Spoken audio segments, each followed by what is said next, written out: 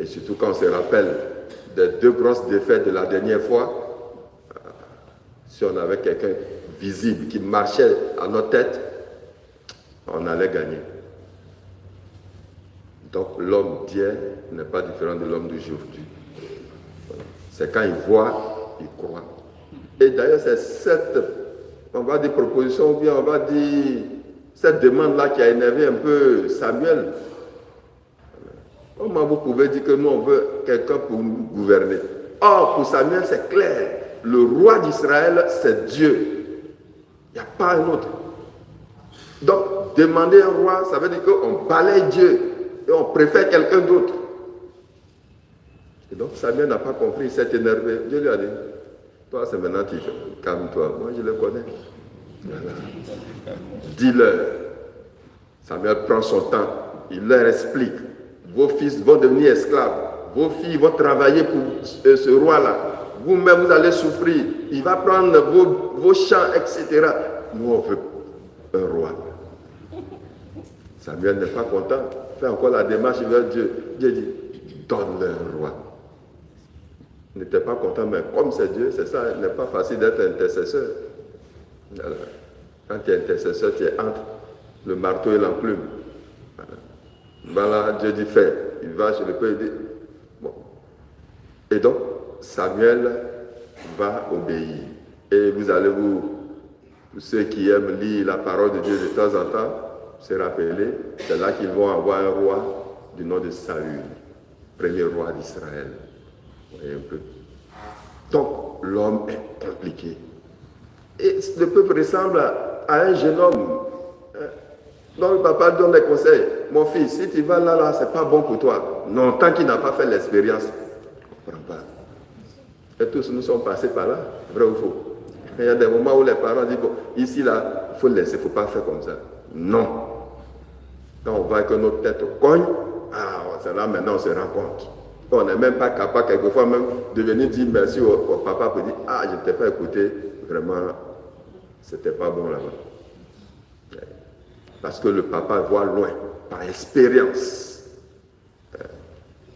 Parce que la sagesse africaine dit non, un vieux assis voit plus loin qu'un enfant debout. Voilà. Alors donc, frères et sœurs, quelquefois nous sommes comme ce peuple-là aussi. On veut voir avant de croire. Si je dis tout, que nos vies sont entre les mains du Seigneur, celui qui nous dirige, bon, on entend parler, c'est vrai, mais on ne peut pas trop croire, ça serait un peu flou. Mais effectivement, Dieu est le roi de nos vies, c'est lui qui nous dirige. Qu'il soit visible ou invisible, il est présent. Et à travers les événements de nos vies, à travers ceux et celles qui vivent avec nous, avec qui nous travaillons, par leur manière d'être, par leur manière de faire, et quelquefois même par les coups bas qu'ils nous font, Dieu nous parle. Dieu a sa manière de parler. Ce n'est pas seulement quand il y a le bonheur qui te parle. Un enfant, quand il te demande un vélo, par exemple, on vient de finir les fêtes de Noël. Quand il te demande un vélo que tu ne lui as pas donné, pour lui, tu es quoi? Tu es méchant. Vrai ou faux?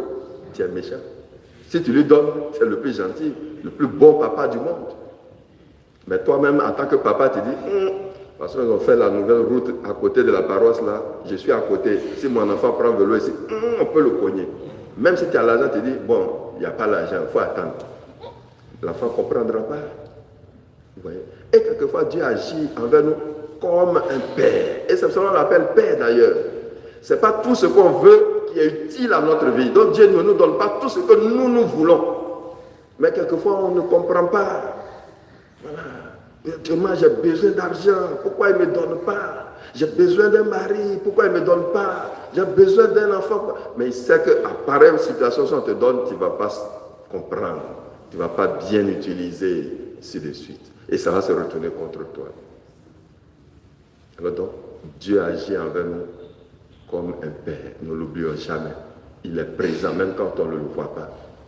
Dans les situations de notre vie, il faut toujours faire la relecture.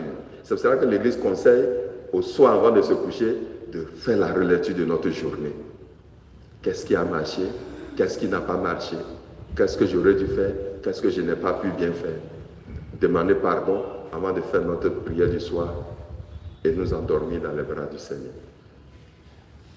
Quant à l'évangile que nous avons entendu, c'est pareil.